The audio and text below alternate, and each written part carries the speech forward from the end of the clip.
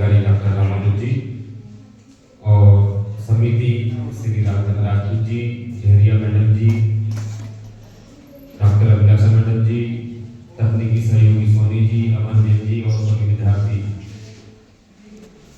भारतीय ज्ञान परंपरा पिछले सत्र से शुरू किया गया है और भारतीय ज्ञान परंपरा प्रकोष्ठ की आवश्यकता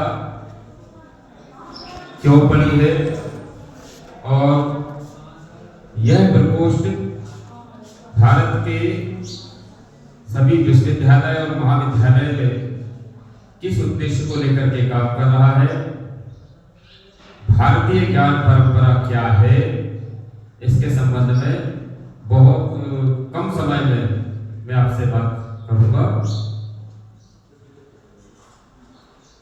पूरा विश्व इस समय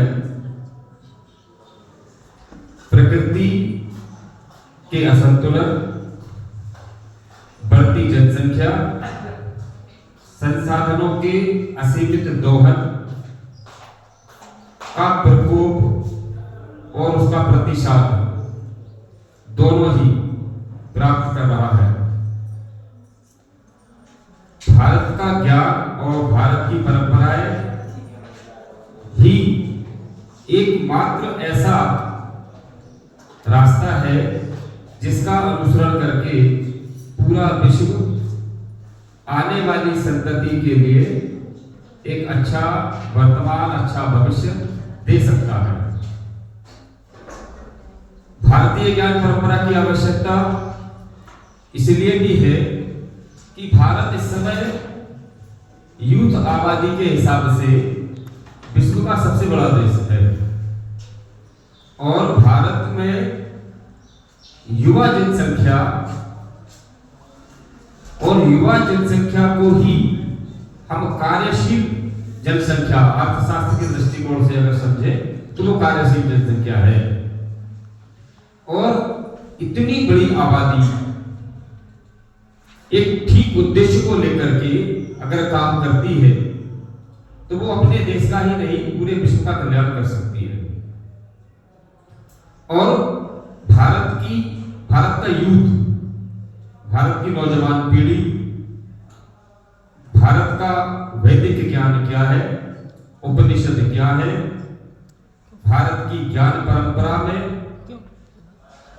दर्शन क्या है और जीवन पद्धति हमें कैसी अपनानी है, प्राकृतिक संसाधनों का दोहन कहां तक करना उचित है और आने वाली संतति के लिए हम कैसा वातावरण निर्माण करेंगे और कैसा हम भारत उनके लिए देंगे, ये जानना भारत के यूथ के लिए बेहद आवश्यक है।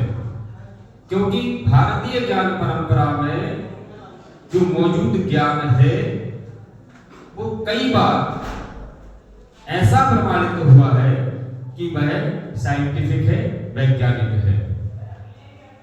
चाहे वासुदेव कुटुंबकम की बात हो, चाहे प्रकृति के संरक्षण की बात हो, चाहे जल को बचाने की बात हो, चाहे महिलाओं के सम्मान की बात हो, चाहे भ्रूण हत्या रोकने की बात हो, किसी भी स्तर पर जब हम दृष्टिपात करते हैं तो हर प्रश्न का उत्तर हमें भारत की ज्ञान परंपरा में मिलता है।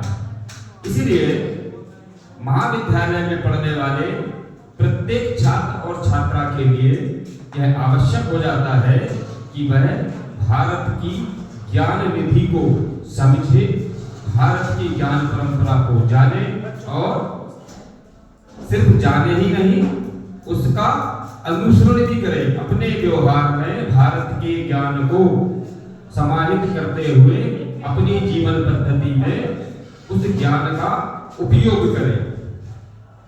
इस कारण से इस हेतु भारत के विभिन्न विश्वविद्यालय और महाविद्यालय में भारतीय ज्ञान परंपरा प्रकोष्ठ काम कर रहा है।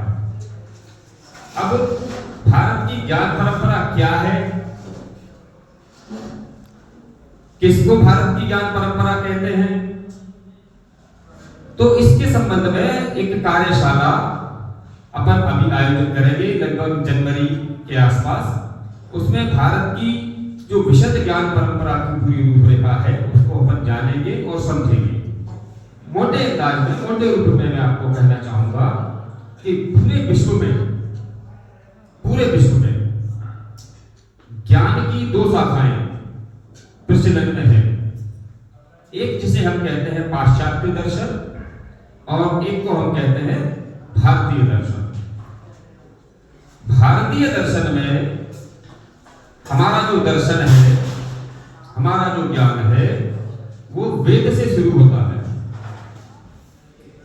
वेद, और वेद में भी 6 दर्शन की परंपरा भारत में रही है।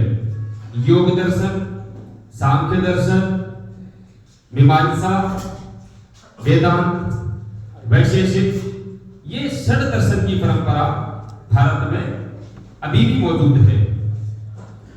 फिर इसके बाद उपनिषद और आदि ग्रंथ भारत में मौजूद है। और भारत में इन ग्रंथों में किसकी खोज है? पूरा विश्व यह जानने में हमेशा मशगूल रहा है कि इस जगत का क्रिएटर कौन है, ब्रह्म क्या है, आत्मा क्या है, आत्मज्ञान किसे कहते हैं, कर्म क्या है, पुनर्जन्म क्या है। इस सब की विशद व्याख्या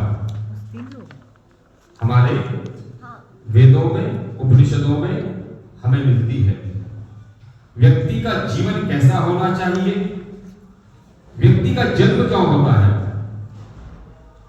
जन्म लेने के बाद उस व्यक्ति का उद्देश्य क्या है, प्रकृति से हमारा तालमेल कैसा है और हमारे जीवन का लक्ष्य क्या है। इन सब के उत्तर हमें भारतीय ज्ञान परंपरा में मिलते हैं। निरंतर भारतीय ज्ञान परंपरा के अंतर्गत विभिन्न कार्यक्रम आयोजन होंगे और हम एक कार्यशाला भारत की ज्ञान परंपरा पर ही करेंगे। इसमें स्टूडेंटों को भी अवसर रहेगा और सिलवानी के जो विद्वत जन हैं हम उनको भी आमंत्रित करेंगे और जो अच्छे हमारे पास विषय विशेषज्ञ होंगे हम उनको भी आमंत्रित करेंगे। आज आपके लिए भारत की ज्ञान परंपरा पर भाषण प्रतियोगिता का आयोजन है। इसमें आप सभी के लिए बहुत बहुत शुभकामनाएं। जय हिंद।